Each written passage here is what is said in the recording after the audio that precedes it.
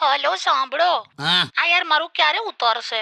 હવે આવું ટેલિફોન કરીને પૂછવાનું હું તો રોજ તો કહું છું કે તું જે રીતે ઉતારવા માંગે છે વજન એ રીતે ના ઉતરે. આટલું બધું આલ્કલાઇન વોટર પીવું છું ને. એનાથી વજન ઉતરે? તું ગાંઠતી જ નથી કોઈ વાતે. શું હવે? આમાં કેવું હતું ભઈલું, હા પહેલા લોકો શું કરે ખબર છે? પાપ કર્યા પછી ગંગા નદીમાં ડૂબકી મારી અને પછી ગંગાજળ પી નાખતા હતા. હા એ જ રીતે આ પીઝા બર્ગર છોલે ભટુરે ખાઈને પછી છેલ્લે ગ્રીન ટી પી નાખે છે. તો થાય કશું?